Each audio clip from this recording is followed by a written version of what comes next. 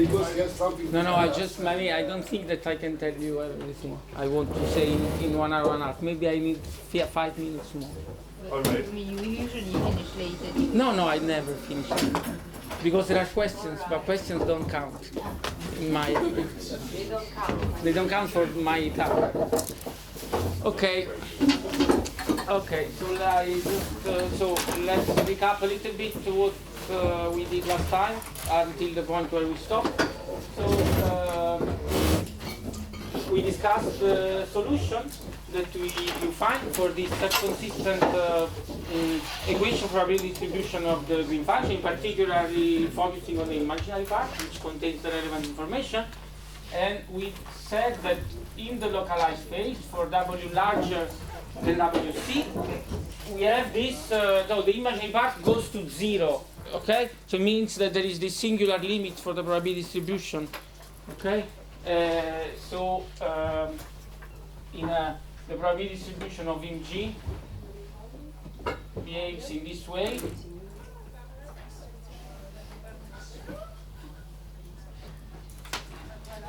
In terms with the presence of a finite imaginary part of Z. This is called a regulator in the terminology. So maybe sometimes I use the word regulator without telling you why. But I mean the imaginary part, the small imaginary part that you have to put and then eventually send to 0 to obtain the advanced ordered green function is called regulator. So this is in presence of a very small regulator. You have this shape. Typical value is proportional to eta. You have these power law tails, which are described by square root of eta divided by Mg to the power 3 half. In such a way that the average value of Mg is just order 1 all the time. Yes? So it just moves across the transition. It's not a relevant order parameter. The typical value of Mg is proportional to eta. So all the peak of this is in a log plot with log scale.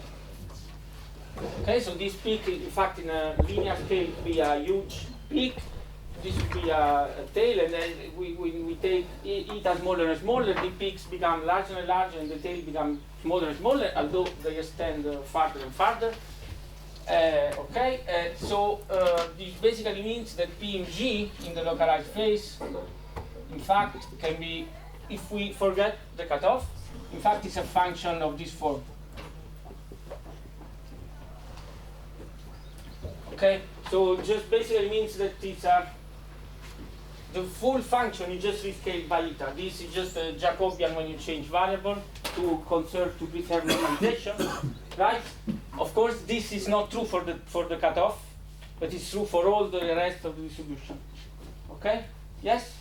So due to this property, which is true in the localized phase, we said, okay, so we can linearize the equation for the probability distribution because so all the distribution shifts with eta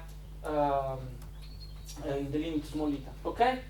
And so we got the linearized equation.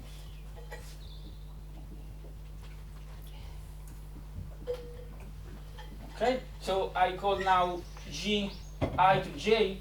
I will not write this cavity index anymore because now we understood, okay, so it's always in absence of one of the neighbors, so I call it G real part I say plus I G hat.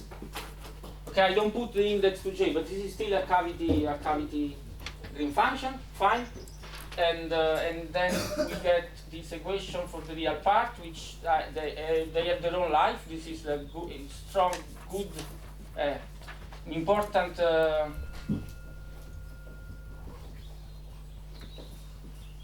to put it now?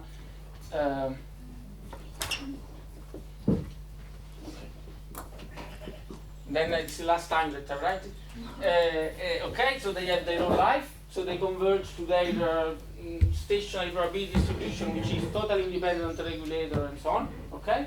So this equation converges to a P of G, P0 of G. That's just the distribution of the real part. And then the imaginary part is governed by a linear operator. Okay? No, sorry. So yes, but so if we want to keep eta, it's of this form. So it's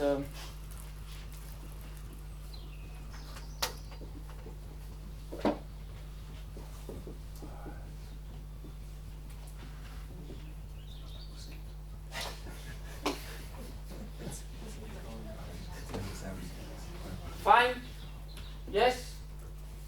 Okay. So they are basically, they have this part, constant part which depends on eta, and then there is a linear operator acting on G at. So in the localized phase, we have to find a solution of this linearized equation. Okay, this is only possible if without the eta this term doesn't blow up. Okay, if this term without the eta blows up, it's impossible to find a solution of this equation. You agree? So this is without the eta, this is just a linear operator acting. So I start with a sequence of G at. I apply this G, which are function of the other G in this way. I get a new sequence of G at. If the G at blows up, it's impossible to find a fixed point of this equation. You agree? If this thing without the eta goes to 0 exponentially, then I can find a fixed point of this equation, because eta just something sets the scale. If I don't have eta, it will go exponentially to 0. With eta, I can find a fixed point solution, which will describe the localized phase. Yes? You agree with this? Sorry, do you agree? Otherwise, you all make fun of me.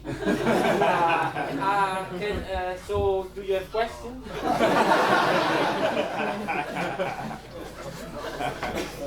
Is it okay? Yes. Yeah, I mean, this is important. Okay, so I know that the localized phase is described by this equation, due to this property. Okay, so I have to find a solution of this equation. This is only possible if this term does not blow up. There are only two possibilities for this term without the eta. This is a linear operator, which governed by the largest eigenvalue. It's applied. I applied it many times. So G can only either blow up or go down exponentially. There can be some leading collection due to other. There will be, in fact, due to the other part of the spectrum besides the largest eigenvalue. But I mean, this all either grows or decay, and the only way to find a fixed point solution in presence of eta is that it goes down. Yes? So we want to now eliminate it. So what we did last time was to forget this eta and just look at this linear operator acting on the G at, and looking when it stops to go down. This is the localization threshold. You agree? Yes, no. Stay, don't change. Stay as you are. Yeah, I stay faithful to myself. Yes, we like you as you are. You know. Don't Yeah. Okay. So you agree? In order to do this, you have to solve this equation. Okay. Which is the epsilon gamma of epsilon. So I want to pick k. G and G at from the distribution. Okay, so the real part only have their own life, but the imaginary part depend on the real part. So this is they are described by joint probability distribution.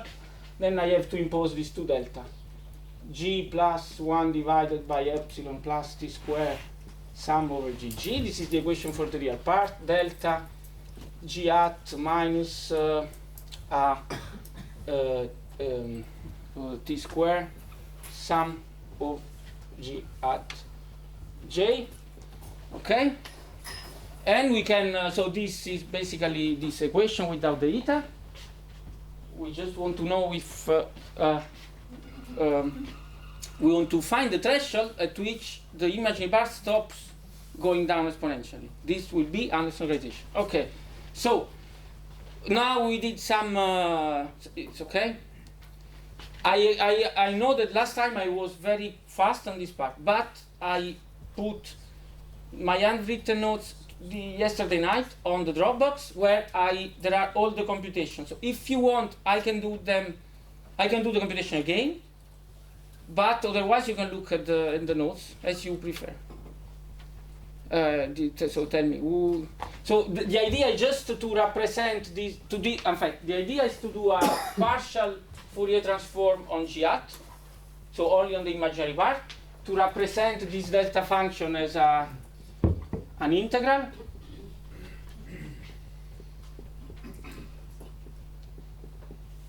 Okay, so you represent this delta function as an integral. You sorry, I forgot here dg at j. Okay, then you represent this P as the inverse Fourier transform of P hat with respect to only to the second argument, right? So here in this product, so this product is only here, you represent P of Gj, G hat J as ZQJ over 2 pi exponential IQJ, IQJ G hat J, P hat Gj Qj. So, and you insert this here. You see that now this is the part which contains J can be put into the product. This gives rise to a delta function, because it is proportional to G hat J. So it gives a delta function for Qj. You agree? Yes, when I insert this there, this gives me a term, so product over J, dGj, dG hat J, dQj, divided by 2 pi, P hat of Gj, Q hat J, Qj, right? This, and then I have this term, exponential I, G hat J, Qj minus T square Q. Yes. Is there a G square missing? Yeah, sorry. Yes, totally right. Otherwise, yes, sorry. Thank you very much. Yes? Yeah. No, on the table, it's just. Yeah. Okay, and now you can integrate over G hat, right? This gives delta of Qg minus G square T square Q.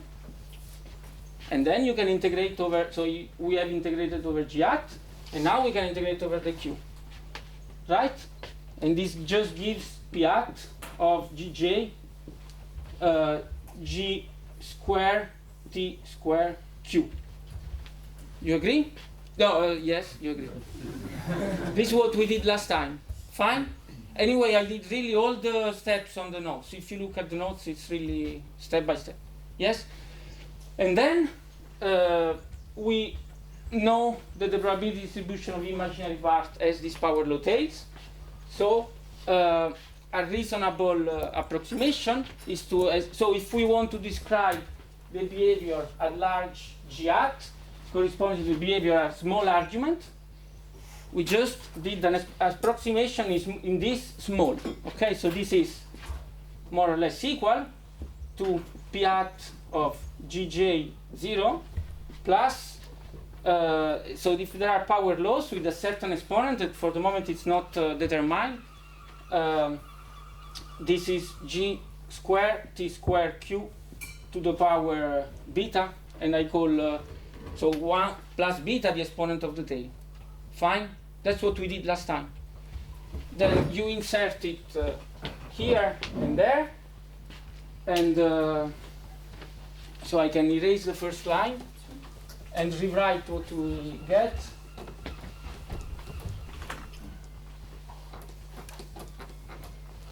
So basically, okay, so what is this P hat Gj of 0? This is the integral over all G tilde, G hat of P G hat, right? So it's, by definition, it's the probability distribution of only of the real part. You agree? But this is also with, so I call it this P0 of G plus, sorry, there is any function of G here, sorry. So plus F of G Q to the power beta, and this must be equal to, we get this the epsilon, gamma of epsilon. Then we have this product over J from 1 to K of P0 Gj plus G square G, sorry, Gt to beta Q beta F of Gj, and then we have just the delta function of the real part g plus 1 divided epsilon plus t square sum gj. You agree? Say fine? Yeah, again, all the steps are on the note, so if you really miss some steps, it's not really important. And also in several papers. Okay, so now we continue expanding a small q, so you see that in the leading order for q equal to 0, you pick k times this thing, and this gives you by the definition of the probability distribution of the real part. You agree? Because you have p of 0, g is given, you pick g real part, and you satisfy the delta. So that's this term goes away, and at order leading order in q, you have this equation q of beta. So you have now to pick one here and the others there, and you have k choices of doing this. So let's say that we choose the first one. So it's k times we choose g1. Yes, we choose g1 to be here. This can come out from the integral. So it's gt to beta q beta integral d epsilon gamma of epsilon product of j going to 2 to k p0 gj, and then we have just f of g1 d g1 times this same delta function for the real part, and now this is we have a, so we can just simplify it to beta, and then you have an eigenvector equation for our function f of g with this integral operator, linear integral operator. Okay, so we have f of g is equal to some kernel acting on f of g, and you want to find the solution of this. If we can, means that the system is localized. If we cannot, it means that the imaginary part explodes. Yeah, so we just have to make sure that the largest eigenvalue of this integral operator is smaller than 1. In this case, we can also always find a solution. You agree? Okay. So this where it was exactly where. So it's really not really difficult. Just that I know it takes just some time to do all the algebra, but it's not. Okay. Great. Just to simplify. Also, I mean, there is some physical meaning. Yeah? So it's useful. So look at this delta function. I have to sum over all the real part incoming. Yes? From 2 to k, I take the real part from the probability distribution. And the first one is the argument of my eigenvector that I'm looking for. You agree? So it's useful to decompose this sum into terms. So basically, I can introduce the probability distribution R of g tilde, say, not to be confused with yeah, g tilde is just the sum of k minus 1 real part.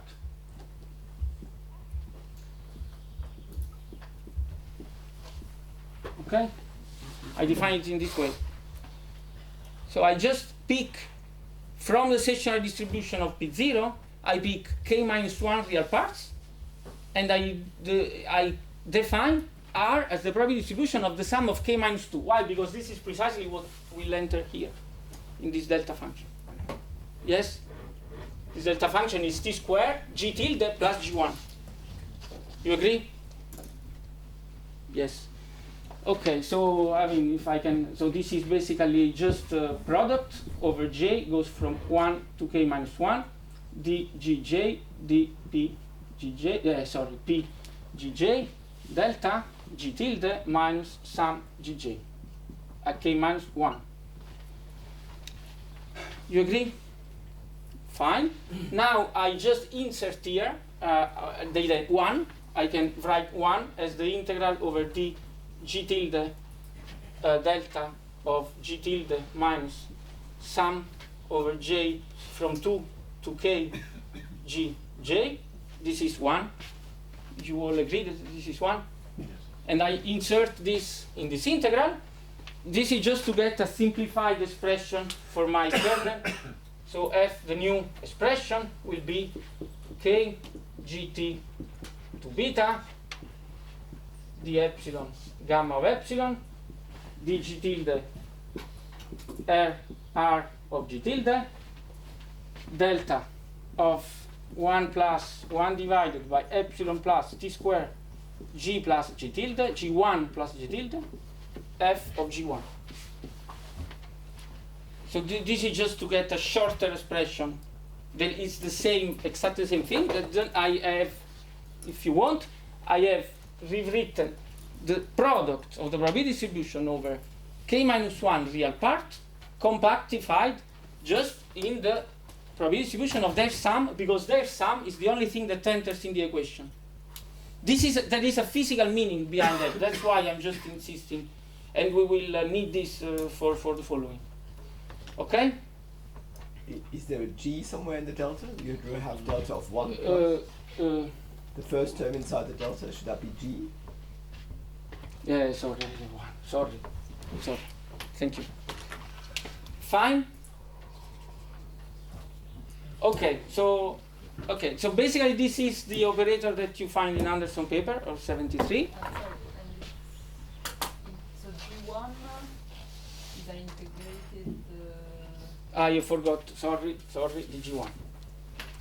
Okay, so basically this equation can be written this way: f of g is equal to integral over dg1 gamma of gg1 f of g1, and gamma is all that.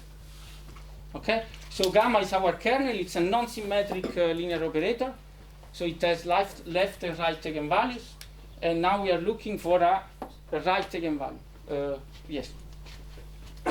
If we can find a right eigenvalue, then Anderson, so the localized phase is stable.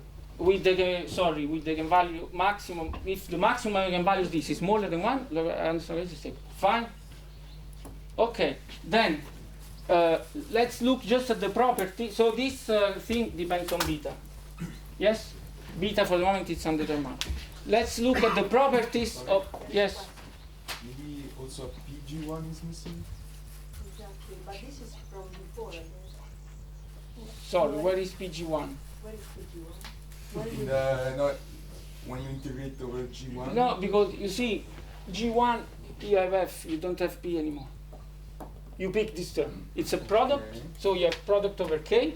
Leading order term, you pick just this time K times, and this concept with this. And first term, you pick one of these and the others. So there is no PG1. PG1 is replaced by F of G1. Yeah?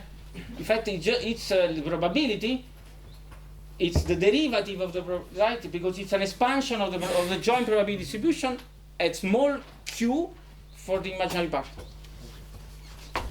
Yeah? So if you want, is the marginal of the probability distribution computed at fixed G hat. You agree? Because I fix G hat, and Fg is what's left from the probability distribution. A large G hat. Okay, so let's look at the properties of this integral operator, which we will use in the following. Really, all the computation are on the node. So if there is some algebraic step missing, I'm going to just tell you some quick comment. This is not really the form of Anderson paper, because he does it for the self-energy, the same expansion that we did for the self-energy. But this is just a change of variable. So if you did the exercise to transform the cavity equation for G into the cavity equation for the self-energy, you should know that there is a relation change of variable between the two. In the notes, I show that if you do the corresponding change of variable for the kernel, you recover exactly, with some manipulation, the form of the integral operator, which is written in Anderson paper, which is even nicer, more compact, and so on. Yes? Okay, the thing that you can easily do, you can integrate this delta function over G tilde if you want.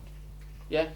So you get something GT, yeah, you have to replace using the Jacobian of the delta, but I mean, we don't really need this, so we can leave it like this.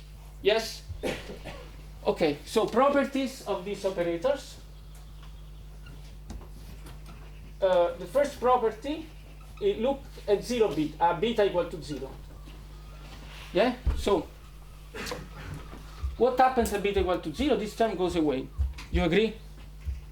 So I have f of g is equal to k, and then I have the epsilon, the gamma of epsilon, then I have the g tilde, r of g tilde, and then I have the delta function for the real part.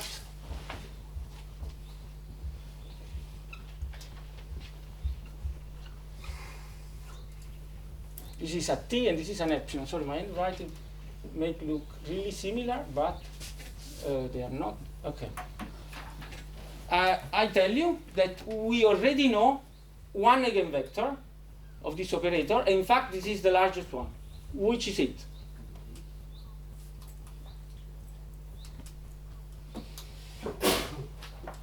Okay, so if I put here p of p0 of g, 1, this is, you agree, the equation? So I pick the real part of g on k minus 1 neighbors, I pick one more, I add them, and I find a new g, which respect, so this is p of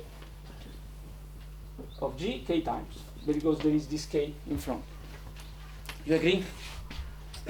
You agree or not? Yes. May you repeat, please? Yeah. Okay.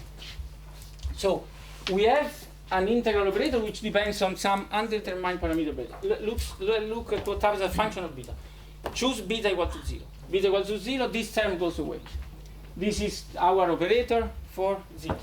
What happens if I, instead of f, I put the stationary probability distribution of the real part? Yes? No, don't look at, look just at this with p0. What's this? This is p0, because that's how it's defined. Just I pick k minus 1 neighbors, real part, one more. Sorry, this is g1. Maybe this is why you couldn't see it clearly. So one more, so you have k neighbors, just take it all from the same probability distribution, because this is just the sum of k real part. And this is the equation for the real part. Okay?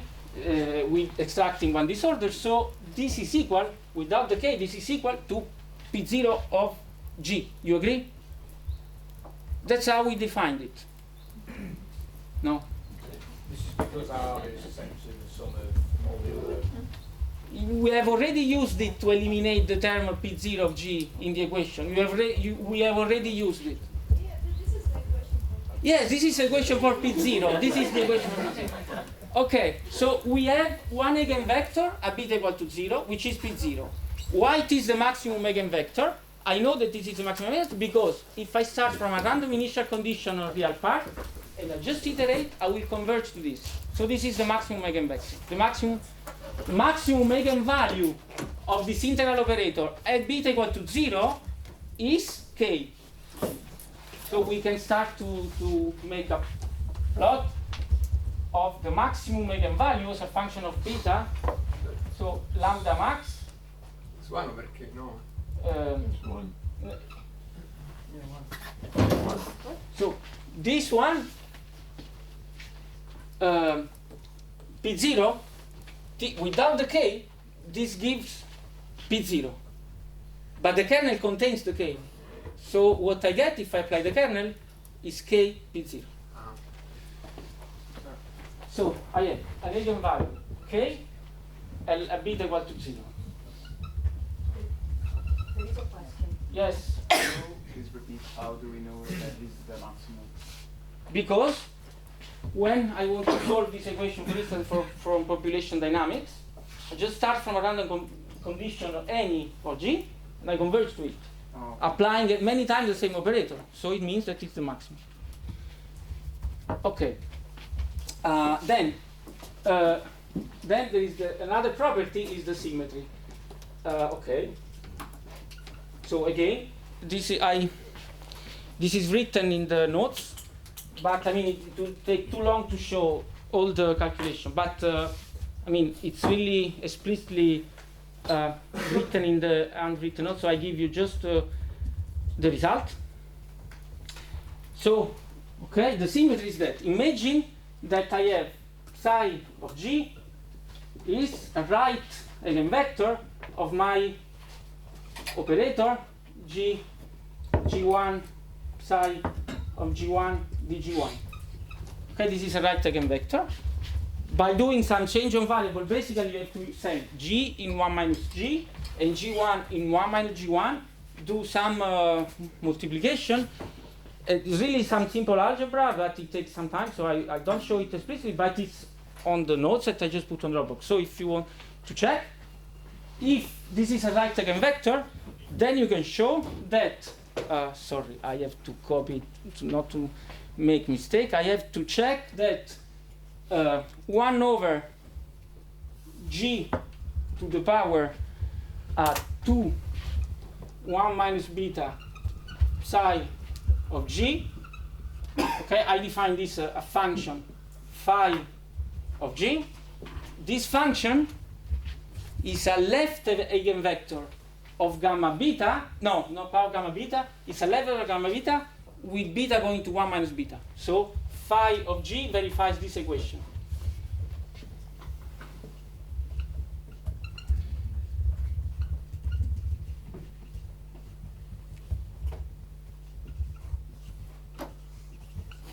Okay. Yes? You can show it. Fine.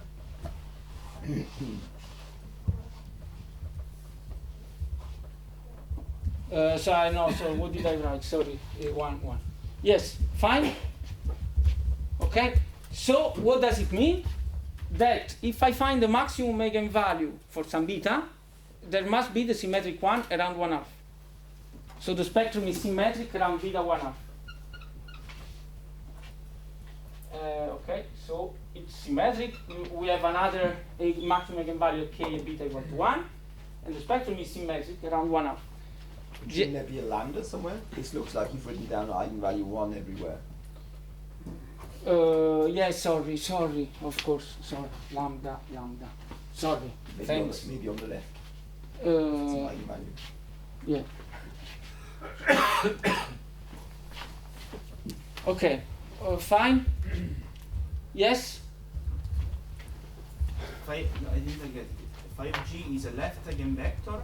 So if for any right eigenvector, I can build explicitly by doing this transformation. Sorry, there is 1 over G here, which I forget. I can build explicitly a left eigenvector of the same interoperator, but with beta changed in 1 minus beta.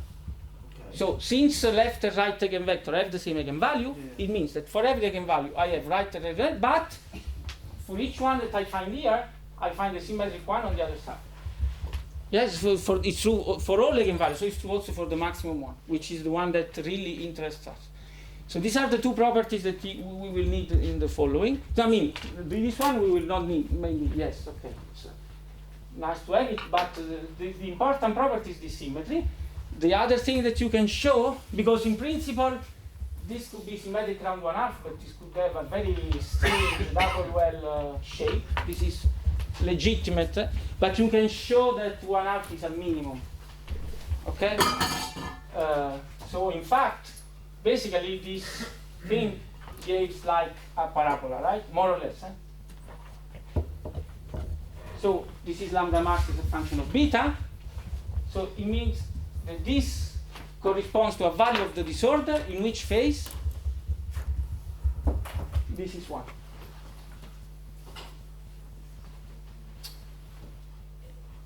Delocalized phase, right? Because the maximum value is larger than 1, so in G explodes. So in the localized phase, sorry, this is symmetric around 1/2. So in the localized phase, this looks like this. Okay, so if I want to find the localization transition, I don't have to bother with other beta. Everything is controlled by beta 1/2. So you say, why you did all the betas? There is a reason, really, I swear. There is a reason. Yes? Okay, so we just have to look at this one, beta 1/2, because this is a strong disorder. Now we start to decrease disorder. This is must start K, and it goes down. and it's closer to 1. And the localization transition, what happens, that we have, that at the localization transition, we have exactly this. So at the localization transition, we have that lambda max of beta equal to 1/2 is equal to 1. Okay, this is the definition of WC. Yes? And so how do you get that it's a minimum in 1/2? No, you have to show it. You have to show Yeah, it. yeah. But I will show it. No, it's in the note for k equal to infinity. You can show it. You can show it easily. It's in. I did the computation on the note. Okay, in the note. Fine. So this is the definition of Anderson localization of the critical point. Yes. Sorry, Yeah. I think I'm missing something. Yeah. So you define lambda minus 1 being on the right-hand side where you have the integral operator. Yeah. So k is it k equal to lambda to the minus 1? No. I put. Sorry. This is important. Thanks for the question. K is into gamma. K is into gamma. I'm just looking at the. I put k into the definition of gamma. Okay, so now this is just a generic eigenvector of eigenvalue 1 of my kernel, and I want to show that if I find an eigenvector of this, so I will be interested, of course, in solution with eigenvalue 1, because this will give me Anderson localization, okay? But we can just look for generic eigenvector at different eigenvalues of this kernel. So this is a generic eigenvector of this integral operator of eigenvalue lambda. Okay? K is already into gamma. I included K into the definition of gamma. Okay. You agree? And then how do I see what the eigenvalue is at beta equals 0, or How do you see? what lambda is at beta equals 0? Because you're writing that it's. So no, then we know that for any right eigenvalue there exists a left for any right eigenvector exists a corresponding left one with the same eigenvalue, but with beta changing in 1 minus beta, so this implies the spectrum is symmetric. I'm telling you this is not just symmetric, it's just around 1/2 there is a minimum. So Anderson localization is governed by beta 1/2. Because the only thing that can happen, so we want to know when the largest eigenvalue of this thing, this is the largest eigenvalue of this operator. It's 1, this can only occur at 1/2. Okay, you've written that at beta equals 0, that is equal to k. I thought that I should have been able What to did I write? B? Sorry, It where? says over here, so beta This equals is 0. k. A beta equals to 0, we have an the largest eigenvector is eigenvalue k by definition, because the eigenvector of the integral operator is just the probability distribution of the real part times k. So that was what I was saying in the first place, because you've got the k on the. Maybe I'm just being stupid. No, sorry. What I mean here is that, so this is the full operator, gamma. Now, if you don't look at this k, I know that the solution of this equation is P0 of g. That's what I said. Because it's how we define P0 of g. So it means that the largest eigenvalue of gamma. Yeah. Sorry, yeah. Okay, so we just have to look at this point, and so you agree. So this is the definition of Anderson localization. So again, I did the computation on the notes, but I don't have time to show you. One can explicitly compute lambda max of beta in the large K limit. There is even a rigorous proof that by bounding this lambda max from above and from below. So there is a rigorous proof that this is exact. Okay. So there is a limit in which one can explicitly compute this lambda max, and I did the computation on the notes. But I mean, it takes few pages. Basically, the idea is just you have to make an ansatz on the eigenvector. You make an ansatz. I think that Anderson did it because he looked at the. I mean, he tried to diagonalize it numerically, and then he gets the form of it, and he did the ansatz, and the ansatz works. I don't see other ways of coming up with this. No, I think probably that's what's happened. But anyway, you can show rigorously that this ansatz is exact. If you want, I can just give you the result. So So okay, so in the Anderson paper,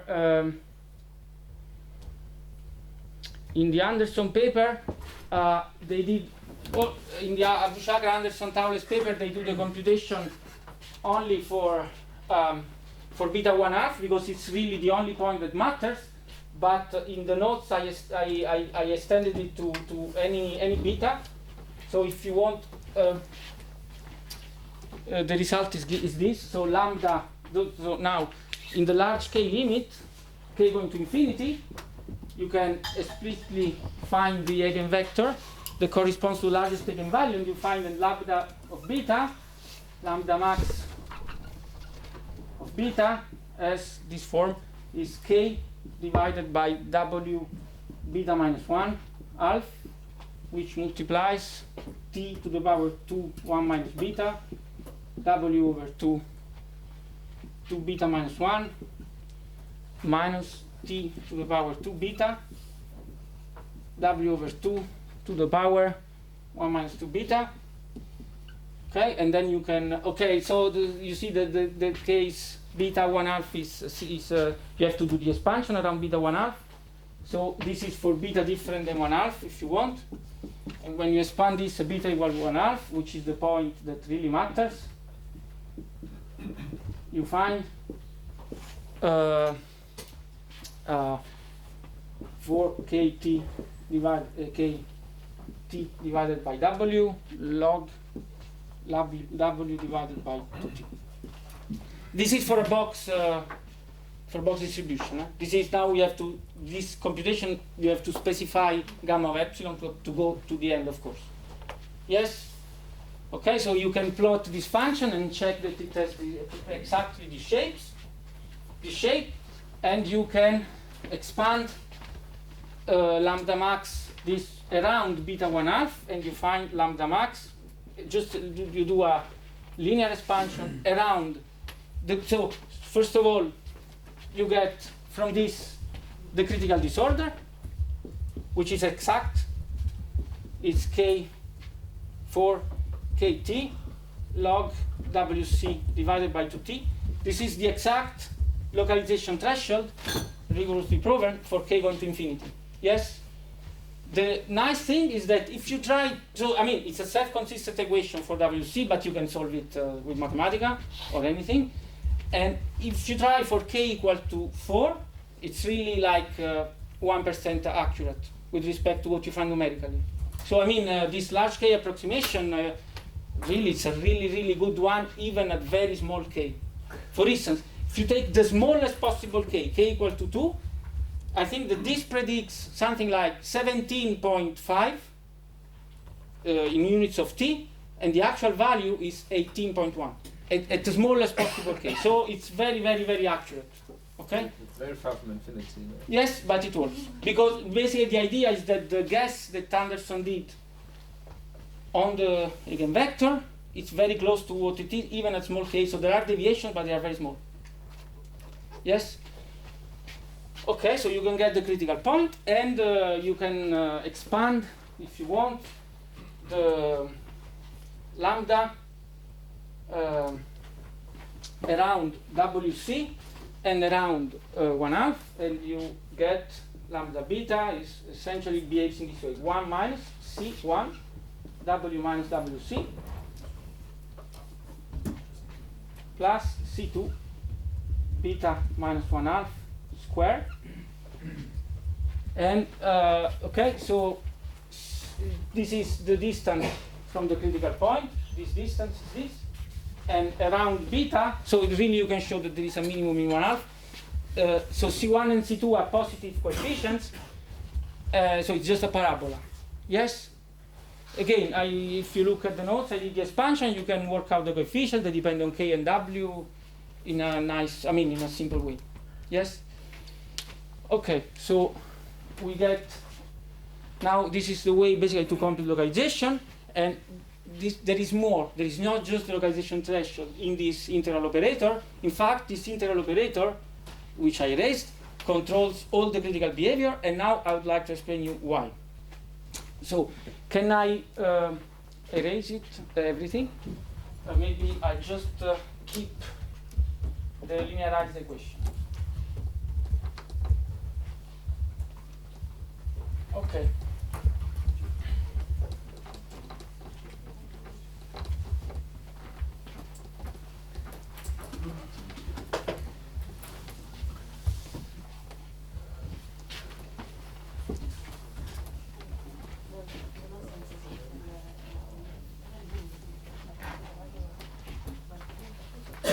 Okay, so now let's think a little bit about what this equation tells us. Imagine that I have a Bethe lattice, so a RLG with then going to infinity, is basically locally at 3. I take two nodes, and I want to find in the localized phase in G on this new node, okay? So now let me just use some strange indices, which is, there are 1, 2, 1. So the upper index is just a list of the nodes, and the lower index is just generation, okay?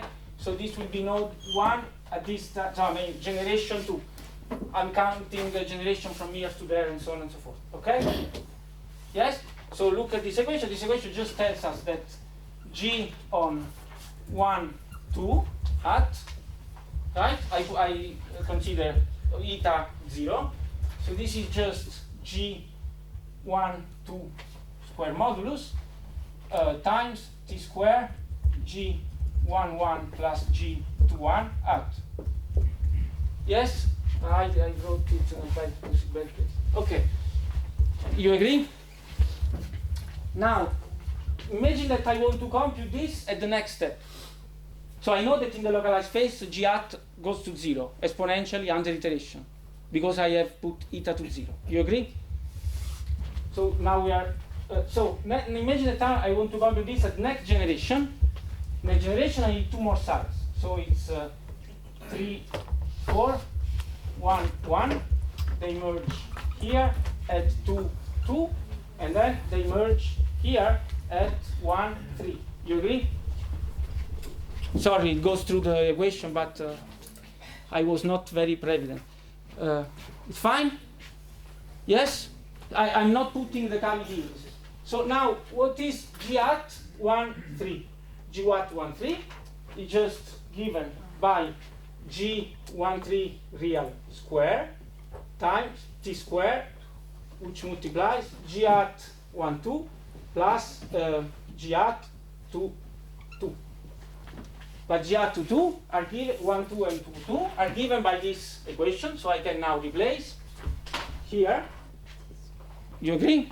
And so this is G1, 3 square modulus, which multiplies T square G1, 2 square modulus, G hat plus G hat 1, 1, 2, 1 plus T2 G 2, 2 square modulus G hat plus G hat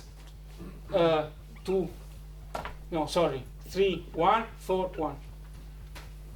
Okay? And now I can go on. I can compute this on node 1, 4, and then I need 8 more nodes. You agree? And so on and so forth. But you can guess what happens. Really? No, right? So basically, I can write, after n generation, I can write G hat I n in absence of the generation before.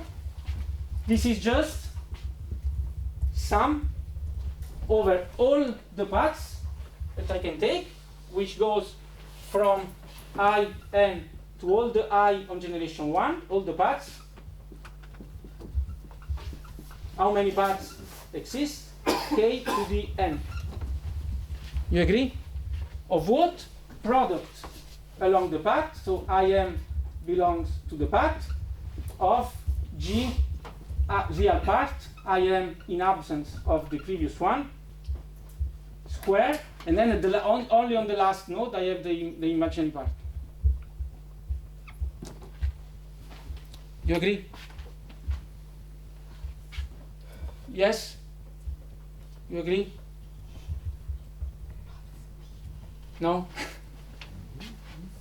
So I mean, what time is it? Because if you don't agree on this, then what I'm going to tell you next, you won't agree either. So this is our starting point. You agree on this? So just think a little bit. Very simple. Now you iterate on next generation. You do the same thing. You take 8 more nodes and you substitute and so on. So just 2 steps. It's just at level on this node. You just have the sum over all possible paths that goes from here to the boundary. And every time you cross a node, you pick the real value square on the node. You agree? Shouldn't there be a T? Yeah, this is right. Great. Okay. We already know the result of the probability distribution of this. This is a probability distribution of imaginary part that will go to 0 under iteration. You agree? So I start from some initial condition, which is encoded in this initial condition. Then you just shift. Without the eta, this will have power low k. It doesn't make sense to compute the average of this because it diverges, right? There is this 3 alpha exponent. So yeah, beta 1 half corresponds to 3 alpha power low 3 alpha that we find numerically. So, but we can look at the typical value of this. So if I take the value of the log of g hat in in absence of in plus 1. This is will be just given by the action of my operator that we diagonalized before many times, n times. So this is basically log of our lambda max for beta 1 half to power n. Do you agree? That's what we showed before. I mean, here I'm acting on the with. Before we did the computation for our operator just when you act once. Now we just act with the same operator many times, n times. It's just the same operator. So the result is just you pick the largest eigenvalue, which is dominated by 1 half, n times. There are subleading corrections, in fact. You can show that there is a continuum part of the spectrum that gives you plus 3 half log n. But I mean, this will just give a subleading contribution that from now on I will neglect. Yes? Because in fact there is the largest eigenvalue and then there is a continuum spectrum. So you cannot really separate when you do. By the way, this is a Markov operator, the gamma. Just to make contact with Werner. It's a okay. So you cannot really neglect the others, but you can integrate over them because you know the spectrum, the continuous spectrum, the probability, the density of states of this operator. You know, close to the maximum. They are just given by plane waves, and this gives this 3 half. Okay, but forget now. I won't just talk about it anymore. Just the leading order is given by this. Right? Okay. So so now 2 comments. First comment. This is not only true in the localized phase. If you do exactly the same thing in the delocalized phase, you find the same thing. So im G, I mean, it's very simple. You write the equation of im G cavity is given by sum of t square in G divided by the square of the real part, which is epsilon, plus t square sum of real part square, plus the square of imaginary part. What's in the denominator is the modulus, in the square modulus every time of G. So you have exactly the same equation, im G in, also with the full, using the full equations, the full cavity equation, not the linearized one. It's just sum over all paths P. They are k to power n, product along the path, G, T, full G, I, M, square modulus. Okay? This is always true outside the linearized regime. This is times im G at the boundary. This is always true. I'm not going to use it any longer because, I mean, in the linearized regime, it's a huge simplification because these are independent on that. Because the real part is they have their own life. They exist independently on G hat. Here, this square modulus depends on it, on himself, on im G itself. So it's much more difficult to treat analytically this object. Okay? But there is a very nice information that comes from here. You remember what this is? The product along the path of the cavity green function. What is this? This is just the 2-point correlation function at distance n. You remember? We wrote the spectral decomposition. We integrated with the cavity. I don't know if you remember, but if you look back a few lectures, this is the 2-point correlation function.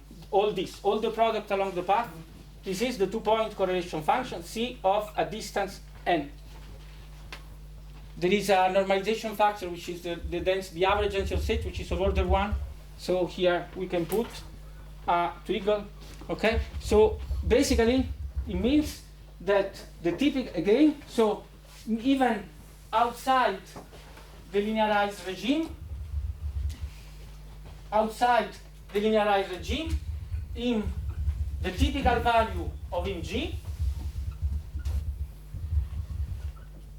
okay, under iteration at distance n in the localized phase will go to 0.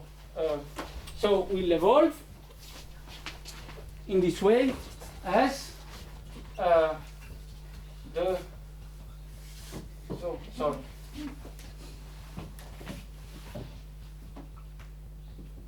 it's sum over all paths,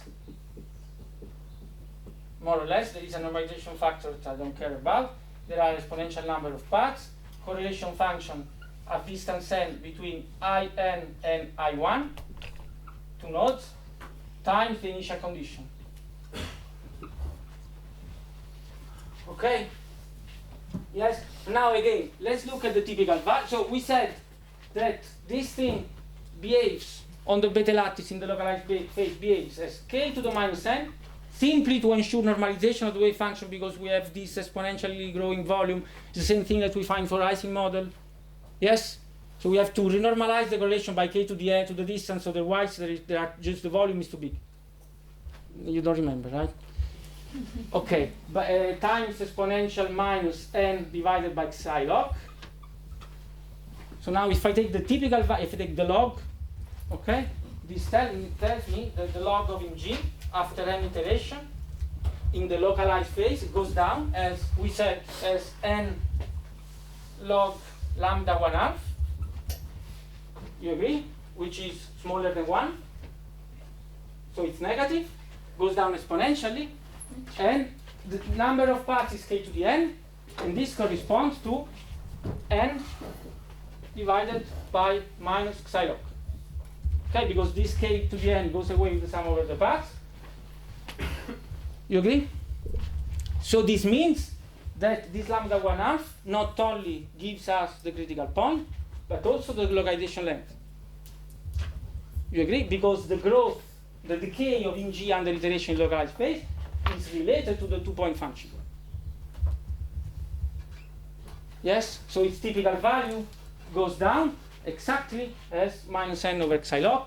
So it means that if you are able to diagonalize this integral operator, find the maximum eigenvalue at 1/2, you have that psi log is minus 1 over log lambda 1/2, which is in our, using our notation, is 1 divided by this constant C1 that you find by expanding around WC at 1/2. So it means that mu is equal to 1. Okay, so you find the critical behavior of the only free exponent in the localized phase. So this lambda 1/2 really controls the critical point. So now I'm not, this is just a comment, okay, because we talked about the 2-point function and critical localization, critical behavior localization length. So I just wanted to mention that in fact this lambda 1/2 not only gives us the critical point, but also the critical behavior localization length.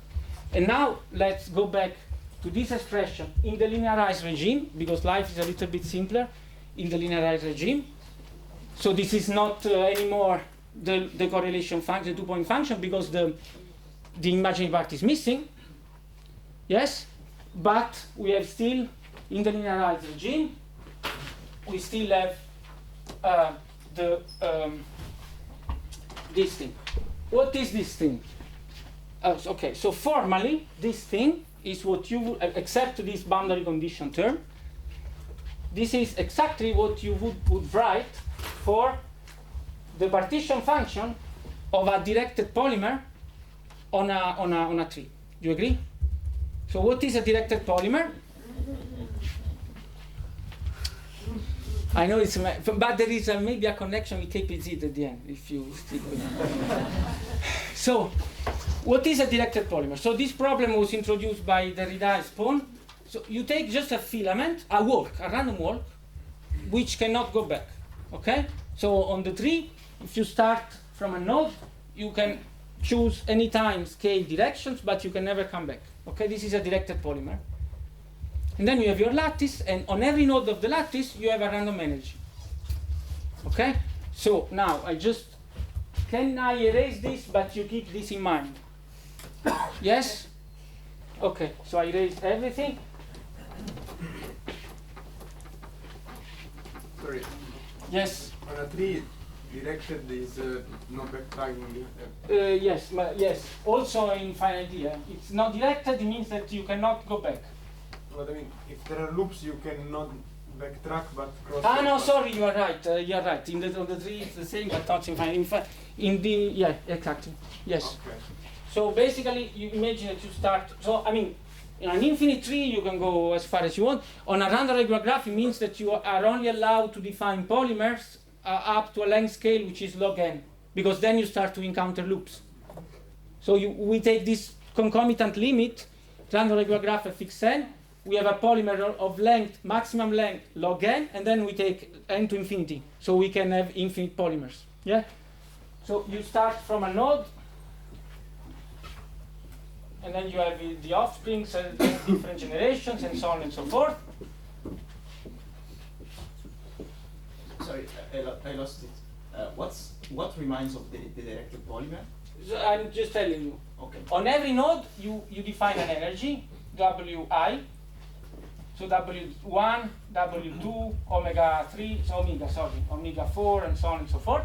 This is in the simplest model, this is IID taken from some probability distribution, P of omega, okay? Yes? Then you pick a node at random, and you have to put a polymer of length n that never comes back. So polymer of length 3 is this one, okay? How many possibilities you have? K to the length, right? Because every time, K plus 1 for the first step, K to the n minus 1 for the other steps, and the larger limit is K to the n. Yes? Right? You have to put one polymer. Every time you pick a path, you have a random energy. And so you can define a partition function for this problem. It's just sum over all paths. They are basically K to the n, in fact K plus 1, K n minus 1. And exponential minus beta, the energy of the path P. This energy of the path P is just sum over all the nodes visited by the path, omega I. Very simple model. You agree? Very, very simple model. Yes? This is a directed polymer on 3. And you agree that this can be, sorry, again, I wrote it in the wrong place, but so this can be written as sum over all the paths P, K to the n, product of the nodes belonging to the path, exponential minus beta, omega I. So you see, this is formally equivalent to what we wrote for our G hat. We just need, so we had that G hat is sum over all the paths P, product of all the nodes that belongs to the path of G IM squared. Let's forget about the boundary term. Yes? So by doing the identification of this Boltzmann weight, random Boltzmann weight with this G, formally this is the same thing. You agree? Okay, so Im-G is basically the partition function of a directed polymer, but with correlated disorder. because the G are all correlated. They depend on what's next. This is uncorrelated, this is correlated. Yes? But apart from this difference, this is formally the same. Okay, so There's a T in there. let's go back to the Derrida problem. This problem can be solved exactly. Yes? How? With cavity. Yes? There is a very simple cavity equation. Imagine that, again, what you did, imagine that I am here, and the polymer keeps going on. Imagine that I know how to compute all the partition function of the polymer, so all the possible paths from here on, right? In absence of what's back, then I can write this partial partition function of a given node In in absence of what next. This is just exponential minus beta omega In, sum of zeta of sum times the sum of all I n minus 1 between to the neighbors of In except In plus 1 of z I n minus 1 to In. You agree? Very simple cavity equation. This is much simpler than what we found for Anderson. You agree that this is the equation? Okay? And the thing is that Derrida managed to solve the equation for the probability distribution of the z. Okay? In fact, he computed exactly the generating function of the moments of z. Exactly. On the tree. Yeah? I cannot show how we did, but we can solve the problem in a simplified setting in which the physics is exactly the same. Yes? I mean, it takes too long to show Derrida solution. You can look at this paper, it's really fantastic. Derrida is Pon 88, something. I won't show his solution, but I will show the solution of the problem when we do an approximation, which simplifies it a lot, because the physics is exactly the same. There is no difference. I mean, this approximation just moves the critical point, but there will be a transition, but doesn't alter the physics. Okay? So let's consider a simple approximation, and the simple approximation is that we say that this omega I, this EP, are independent random variables when I change path. This is really bad, you agree? Because if I take this path or this path, all the omega are the same except the last one. You agree? So the EP are not IID, the omega are, but the sum of them are not, because some of the nodes that the polymer visit might be the same. This is true on this other path. These two are really IID. Really. But if there are some nodes in common, the fact is that since the volume of the tree grows so fast, the probability that two paths have some nodes in common respect to the total number of paths is very low. So that's why this approximation works very well. Yes? We're forgetting that in the original problem we have also the omega I correlated. I mean, No. Yes. Like forget Just to focus on the Derrida problem. We just use the same formalism to solve it, but I want to show you what happens for this model, because it's very nice. So I have that EP is sum over I omega I from 1 to n, and sorry, I should change letter because then n will be a replica index, so I call L the length of the polymer. Sorry, so the length of the polymer, which was n before, now it's L. Yeah? Okay, so let's say that this is a IID Gaussian with zero mean and variance L sigma square, where sigma square is the variance of omega. So omega I at zero mean and the variance sigma square. Okay, so I'm just applying central limit theorem for the energy of the path. You agree? Yes? Okay, so this part is not on the note because I didn't have time to write the notes.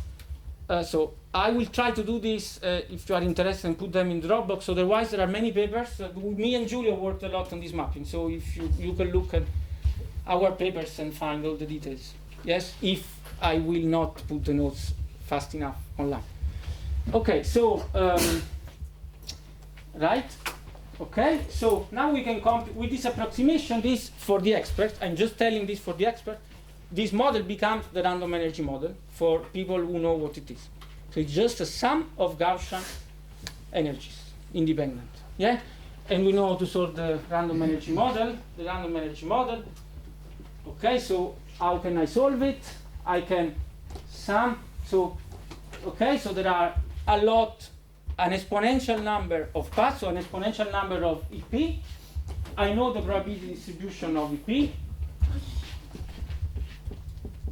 In this approximation is 1 divided by square root of 2 sigma square pi L, exponential minus EP square divided by 2 sigma square L, just a Gaussian in our approximation. Okay, let's consider intensive energy. So I define epsilon P, which is EP divided by L. Okay, that's the intensive energy of the path. So P of EP is just given by NL divided by 2 sigma square pi exponential minus L EP square divided by 2 sigma square. You agree? Just going from extensive energy of the path, which is proportional to L, right? So I mean, it's in fact it's a zero mean and variance proportional to L to the intensive energy of the path. Just a change of variable, okay? And now I can compute the partition function in this way. I can sum over all possible internal energies how many configurations I have at this energy times exponential minus beta the energy. Oh, sorry, L. Right, I'm just, instead of doing this sum in one shot, I look at all k to the n paths. I'm just dividing. First I look at all the paths of a certain energy, how many of them there are, omega, how much they weight, exponential minus beta epsilon times L, and then I integrate over epsilon, just decomposing the sum.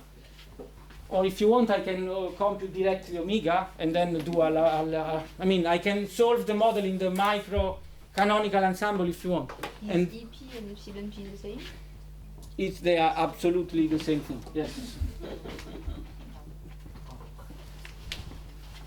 Okay, so let's, I mean, as you prefer. We can solve the model directly in the micro canonical ensemble is exactly the same. So let's compute omega. Omega fixed energy, so how many configuration of the polymer I have at energy epsilon P. It's just the probability of having a path of energy epsilon P times the number of paths because it's IID. You agree? So it's just exponential L log K minus epsilon P square L divided by 2 sigma square plus order log L. I'm neglecting subleading corrections that come from the normalization. The L on the second term is outside the... Yeah, sorry. Thank you very much. Yes, great. You agree? Okay, so I put this here. I have to do the Legendre transform of the entropy. Right? This I can write this as exponential L entropy as a function of epsilon P. Right? And just what gives me, I don't have to write it down, I have a temperature which is the tangent of S of the entropy at the energy that I want. Okay, so we just have to draw S of epsilon P to get the result, and this looks like this. It's a parabola like this, epsilon P, and okay, and so I have to choose temperature at infinite temperature. I'm here. This is K to the log, sorry, L. This is log K. Sorry, this is small L, small intensive entropy. Okay, so I divide by L. So it's log K because I have K to the L possibility. They all weight the same because there is no temperature. And then there is decrease of the entropy, and the temperature is given by this. So if I am at energy here, this is 1 over T, right? And now you see that there is a problem here, because there are, basically means that here there are no states, there are no polymers. There are no, the number of polymer configurations that have energy beyond this point is 0. Yes?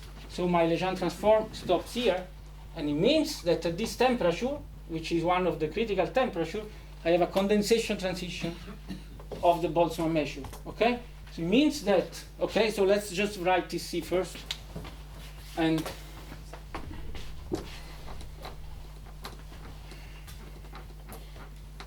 let's just write Tc. So I have that 1 over T is ds d epsilon, and this is minus epsilon divided by sigma square. You agree? Yes? And this point here is given by, so by epsilon p star is square root of 2 sigma square log k plus or minus, so this is minus square root of sigma square log k, and this is the symmetric one, but this is, a negative temperature, so we don't care. There is a 2, yes, 2, sorry, I forgot 2. Yes, so it means that there is a critical temperature when epsilon becomes epsilon star, and the critical temperature is T star is minus epsilon p star divided by sigma square. So if I replace, it's The minus 1. sigma 2 log k divided by sigma square, so it's 2 log k divided by sigma. There is a critical temperature. It's the minus The 1. minus 1. Oh, sorry, what did No, you just have to write 1 over T star. yeah, yes. So yeah, okay. I erased it. It was beta star. Okay. So it's minus sigma square divided p star. It's minus goes away. It's sigma square divided by square root of 2 log k sigma. So this is a critical temperature. Well, there is a phase transition in this problem. What does correspond? We said it's a condensation transition of the Boltzmann measure. Okay, so the entropy is extensive here, and it becomes 0 at this below T star. So what does it mean? I have a high temperature phase in which the polymer can occupy an exponential number of works. Right? So the partition function receives contribution for many works. Not as much as log k, but a little less, but still exponential. Yes? And then below T star, there is one configuration, order 1, configuration that dominates. So this is a glass transition. Yes? And in fact, it's described by 1 RSB. Yes? This is the simplest model that has a 1 RSB phase transition. How can you see that there is a RSB phase transition? I'll show you in a second. So this is clear for everybody.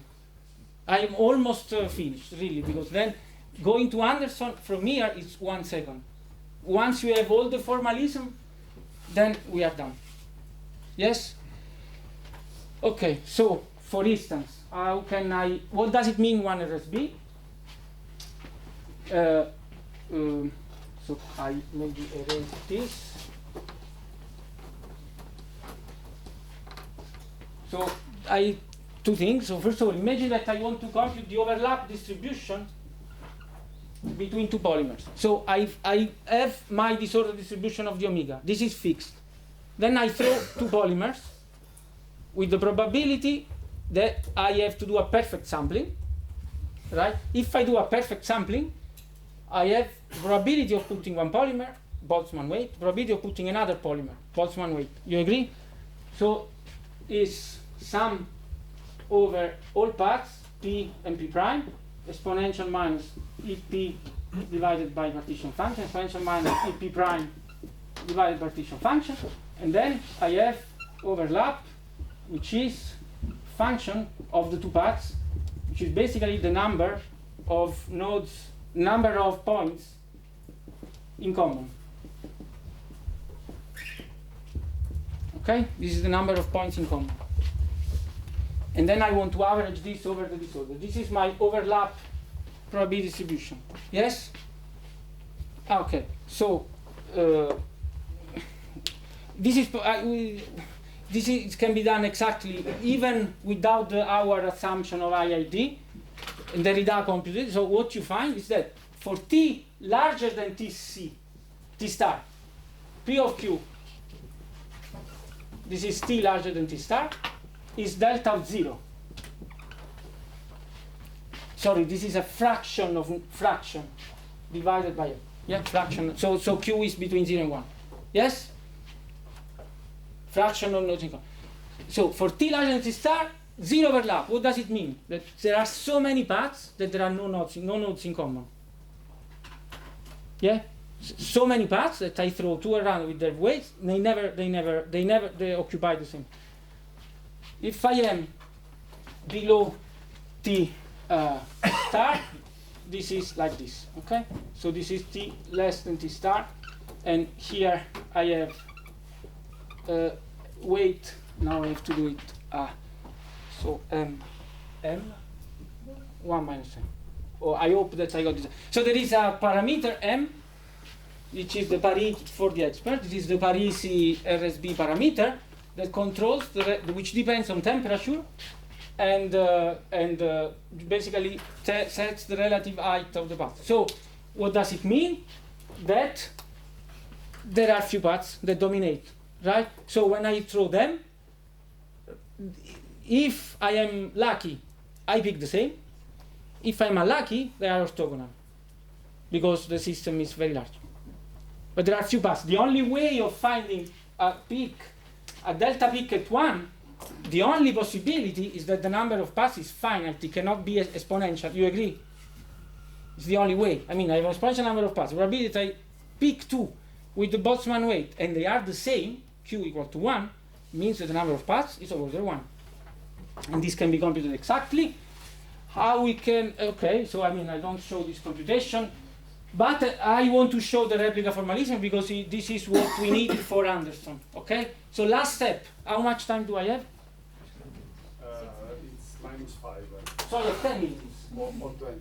No, 10 is fine, 10 is fine. Okay, great. So, okay, really 10 is fine. So, let's see. So we solved this model directly, yeah? Even in the micro-canonical ensemble, if you want, which is the hardest ensemble. But if we want to now we know that there is a glass transition. We can use replicas to solve it. Okay, so let's use replicas to solve the model.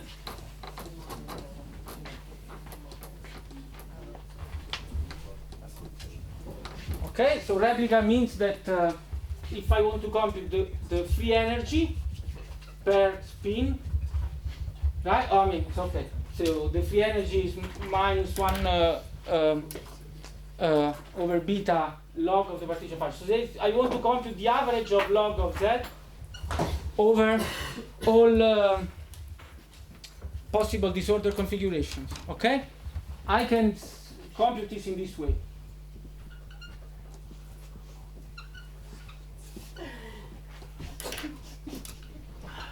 Okay, so now that's why I changed variable to.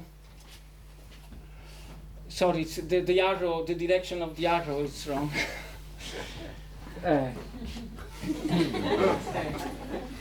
Yeah, it's not reversible replicas. Okay, so you see, I mean, this is exponential n log z. If n is small, I expand, 1 goes away. It's just average of log. I have to divide by n. It's just the same. It's an equality. You agree? So basically, what it means, computing log z is very complicated, but instead I can compute the average of z to the power n. So I have many copies of my system, and then take n going to 0. Now, we want to compute this particular in this way, and we know that there is a glass transition. So we make an ansatz for this. Okay, so let's make an ansatz. I want to compute Zn average. Okay, because I mean I don't care about this -1. You agree? So Zn average okay, I have n copies of my system, identical copies with the same disorder. Yes? What happens in the low temperature phase is that there are few paths. Okay? So my ansatz is that in fact I don't have to do the sum over P1, P2, P3, Pn independently, but what happens is that the paths cluster. Okay? So I regroup them. There are groups of them that will occupy the same path because the number of paths is finite. This is an ansatz, then we have to find. Yeah? So okay, I say that in fact this is sum over all paths P. I say that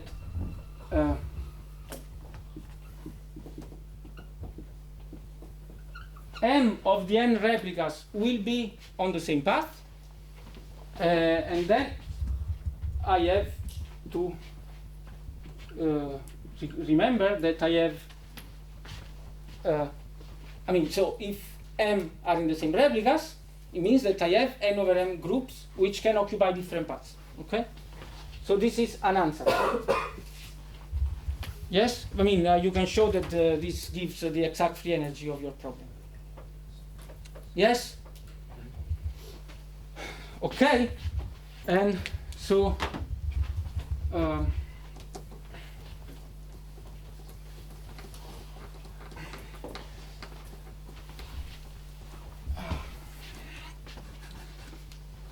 okay, and then I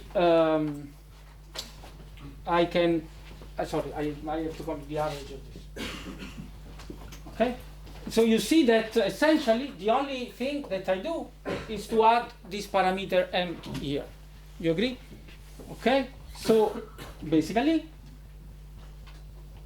m plays exactly the same role of the temperature. So I won't do the same computation again, but this parameter m here is like beta. So I can do exactly the same computation for n over m, and then do this to the power n over m, right?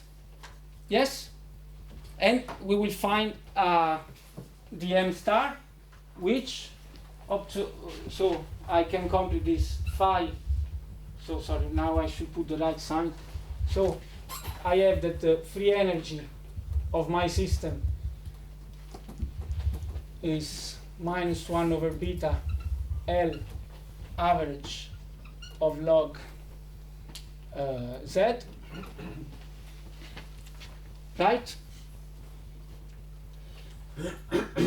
You agree? Yeah. Okay, and this is basically I can now introduce a phi of m, which corresponds to this ansatz, okay, which is the associated free energy of this problem, okay, which is basically 1 minus 1 over beta m L average of this Z. So I mean, sorry, I'm sorry. I realized that I don't have enough time to do all the steps. Well, you can skip lunch. You know, it's. Yeah. Okay. I'm off for it. Yeah? Sorry, I have to do all the steps. Or maybe. No, I have 5. I said that I would have done in 10 minutes. It's good, it's good. Okay. So maybe I can just skip all the computation if I take it from here.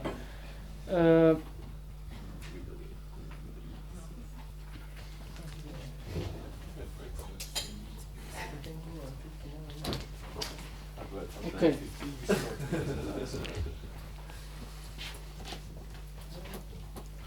You can continue until 5:45. Okay, so I just maybe skip some of, and then I'll try to give you all the computer because this is not yet on the Dropbox. I didn't have the time to do it, but I can. I will do it as up.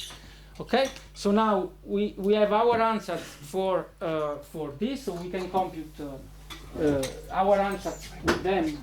Okay, so this answers depends on m, and so I can compute basically this thing exactly, right? Because this is just, so what I have to do,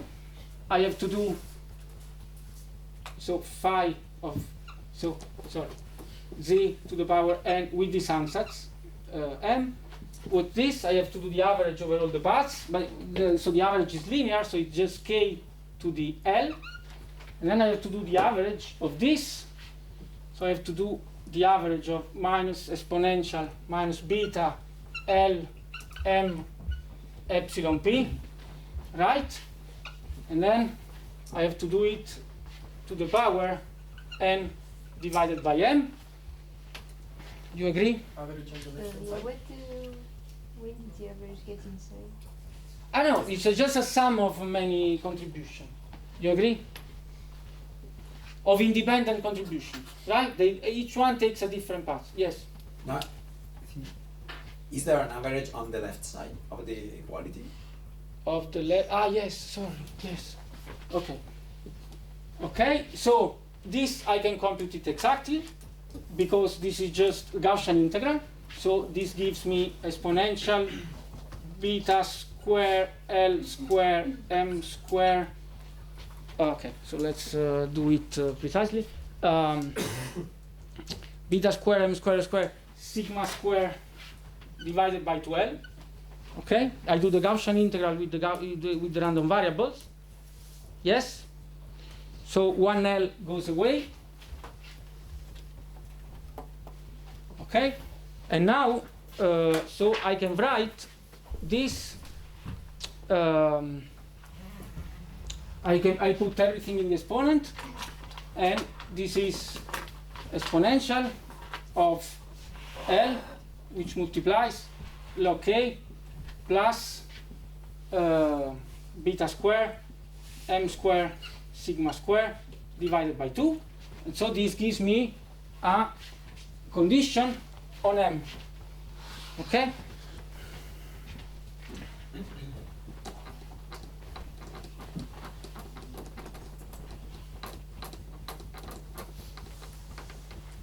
Okay, so I get M star. Sorry, there is still n, everything is to the power n over m? Yes, sorry.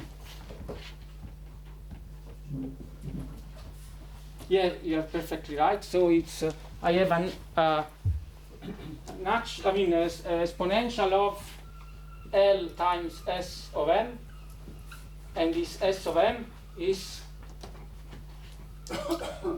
log K divided by M plus beta square sigma square divided by 2 M. Okay, so now I want to find, this is kind of variational ansatz, so I have to minimize my free energy with respect to this parameter M, and I find that M star, so I found an equation for M star which is minus log K divided by M star square must be equal to beta star sigma star over 2. Marco, you also n, right? Small n on the exponential. Yeah, but it goes away with the, I have... you took already the... Yes, the limit tends to 0. Okay? Yes. Okay. The n going to 0. Okay, so I get an optimal value for m. And what does it... Now, so I have that m star... Sorry, I realize it's a bit quick, but I'll put everything on the notes. Okay, so I find m star, which is basically given by square root of 2 log k 1 over t divided by sigma square. Yeah. So let's plot m star as a function of beta, if you want. It starts from 0, and it goes linearly with beta. And when we take the replica limit, we are only allowed to look solution for m belonging to the interval 0, 1. Okay, so we have to stop at 1. When m star is 1, our answer becomes wrong. So this means that we have a replica symmetric phase here with, if you want, m star is equal to 1. So my probability P of Q was wrong. So m is the weight of the delta peak in 0. macro is m star is 1 over v equal 1 over beta. Yeah, so that's temperature. Temperature. So it's, yeah. And look at when m star becomes 1, it's exactly t star. Okay? So this is just another way of solving the model using replicas. You have this, this is precisely the m that gives you the relative weights of the two peak of the probability distribution. Okay? So here at 0 temperature, there is really one path. I throw the polymer, I find the minimum of my energy. The only possibility, if I start to increase, there are order 1 paths, so the relative weight, so here P of Q is just delta peaking 1, nothing here. Here it's 1/2, and here we recover a delta peaking 0. And we recover the rest, an exponential number of states. So for the experts again, okay, no, sorry, let's leave that. Okay, fine. So now let's go back to our imaginary G, right? This is formally equivalent to a partition function of a directed polymer, and we know the directed polymer can have this glass phase transition when we go from many paths to one path. So it's a legitimate question to ask if in G, in which phase is it? We cannot, we do not have temperature. We have just the disorder. W changes the statistics of the real parts. So basically W for us the temperature. Okay? So we can ask if our in G is in the high temperature phase, so many paths contributes to in G, or it's in the low temperature phase of the problem. You agree? Okay. This is not just a question that we can ask for fun. This is related to physical transport. Okay? If Mg is in the glassy phase, it means that the localization can only occur through few paths, rare paths.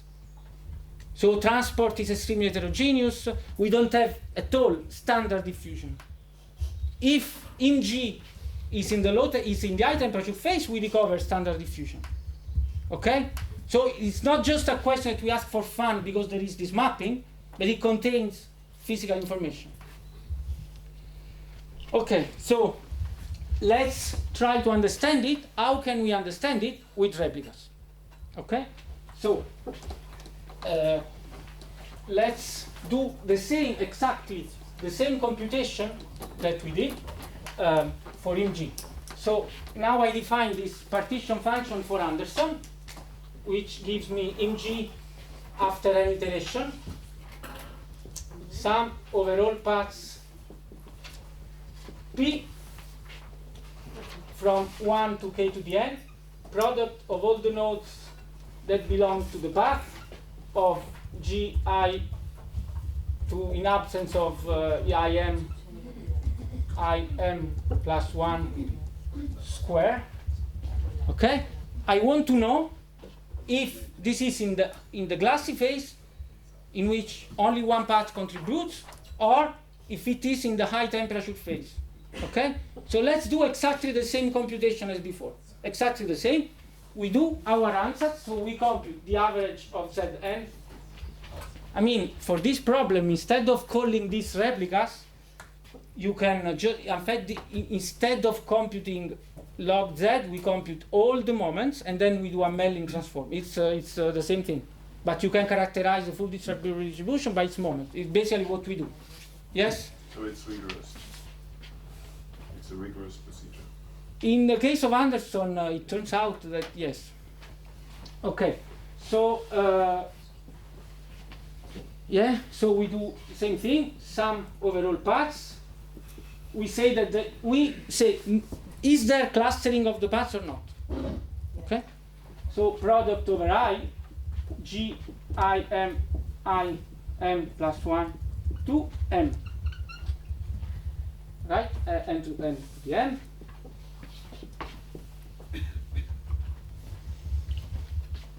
Yes? And now that's why I talked you about 4 hours of this integral operator, because now we know these averages.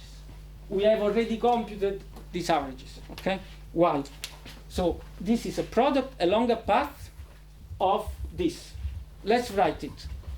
So this is, I take a path going from in minus 1 up to I1 of the product of the modulus to the power 2m of the real part. And I want to compute the average of this. Yes? I want to compute the average of this. I want to compute the average of G1, G2, Gn to the power, sorry, there was a t miss. There is t to the power n, this to the power 2m. Okay, so what is, let's write it explicitly, just the beginning. So what I have to do, first node I enter with p of G1. Okay, then I have to pick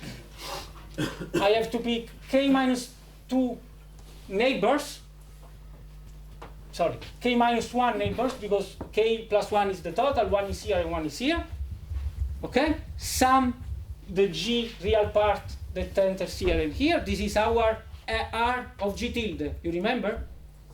So I have r of g tilde 1, the g tilde 1, this one, and then I have my g1 to m, and then I have to enforce that the new g that I get is this delta function, g2 minus 1 divided by epsilon plus t square, g tilde plus g1, the epsilon, gamma of epsilon. I did the integral up to here. You agree? Now I want to go step 4. So I have to pick d g tilde 2 r of g2. Another, so this is epsilon 1. I have to pick another epsilon. I have now the g2 to power 2m and a new delta function which enforces that g2 is given by the right thing. Do you agree? And then I will have to integrate over all these variables until g1. But what is this? You recognize it? This is our operator with beta equal to m. That's why I wanted to do it for different betas. Yes? So basically, this object that I want to compute the average, this is just the average of gamma, gamma, gamma to P0 of G1 applied n times with beta equal to m. You agree? By definition, it's exactly how we defined our operator. Yes? So we know the result. We know the typical value. This is a probability distribution that shifts with the largest eigenvalue, lambda, not lambda 1/2, but lambda m. You agree? And we know how lambda m behaves. Okay, so now if I do this here and I compute my yes. Are there two n with two different meanings in the yes, I think the other one is L. Yes, sorry, L. Sorry, yeah, right. No, this is M, this is good, but this is N and this is L. Yes, and this is L. That M is not the and this is one. L, and this is sorry? That M is the replica one or is another? M is the replica one, which we called beta for India. In the GEM. No, it's just in the generation I over EM, which belongs to the path. Just an index that made me move along the path. Sorry, it's a rush. I'm sweating. But you can understand. So we do. You are. So I can put everything. You understand that now. If I do the same thing as before, I can get phi of... The gamma, sorry, are n divided by m times? Sorry?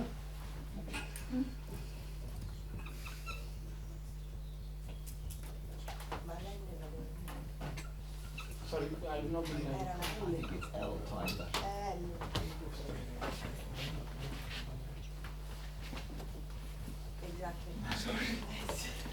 There are too many indices and too few letters. So this is lambda m to power L lambda max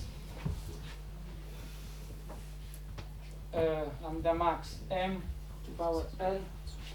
Okay, and now we have to minimize it, right? This is a variational answer.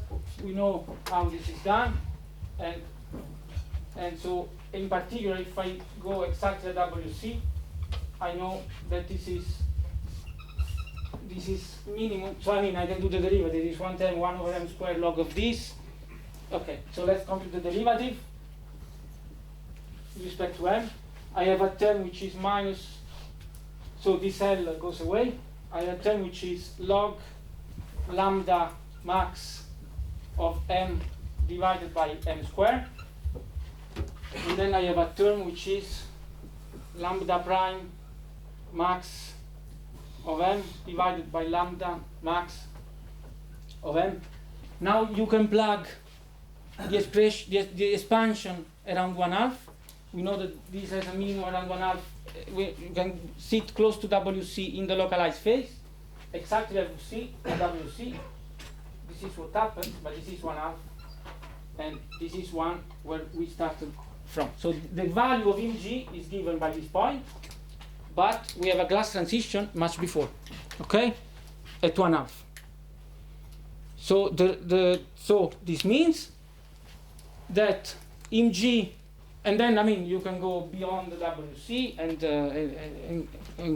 but what does it mean? That in the full localized phase, mg generation after many generations, which is formally written in terms of the partition function directed polymer, is in the replica symmetry broken phase. Okay, so this means that mg receives contribution only from few paths. It means that there are very, very few resonances in my k to the r paths that give some contribution, plus the system is localized, so there is no true transport. Okay, so the particles start to travel and then they are attenuated by the exponential decay of mg, but they start to travel only on few paths where they hit somewhere very few resonances in the inverse phase. So that's the image of Anderson localization on the ground of the right, and it's really described by RSB. Okay, so all these moments, if you want, of mg are described by the RSB phase. So 2 minutes. So first thing, I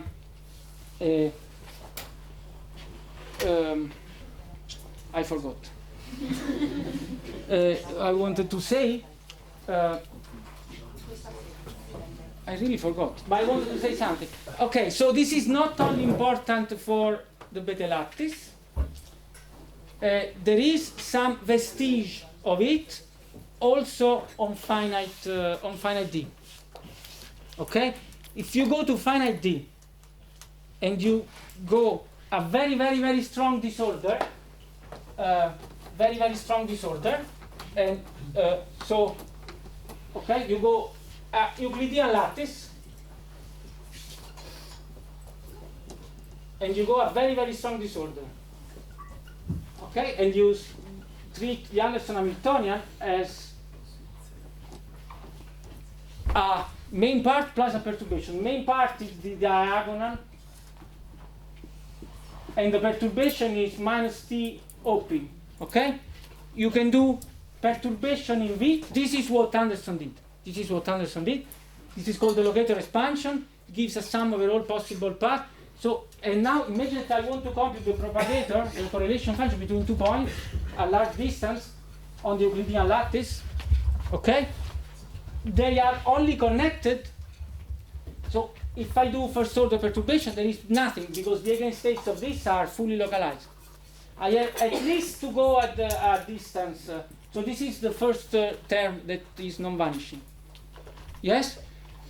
Okay, so the first term, if I want to call it Gi I plus L, this is just given by the product of the shortest path at the lowest order perturbation theory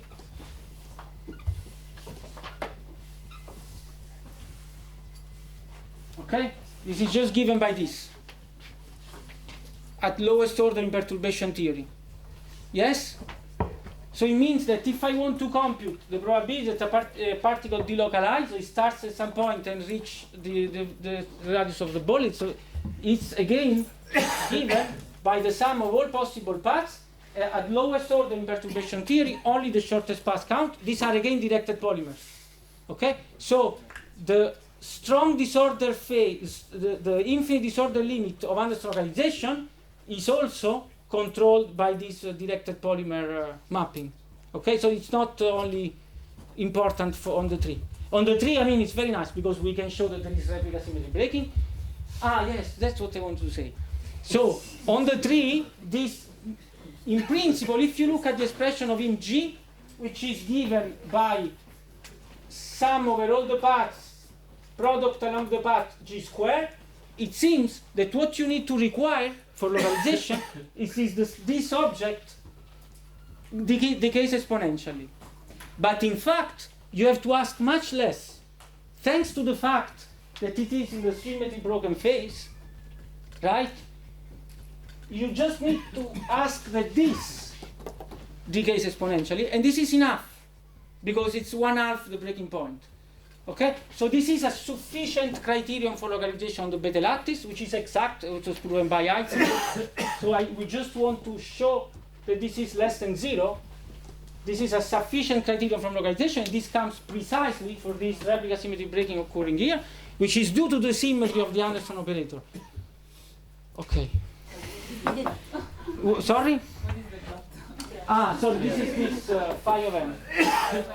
Is the free energy of the, so the free energy of this log of z. This is 0 now. So at the Anderson localization, it's 0 because I neither go up nor go down. Just press triple. And beta is exactly 1/1/2 because I know that this is 0 because W is 1 at Anderson localization, and this is centered around 1/2. So I know it was a little bit quick, but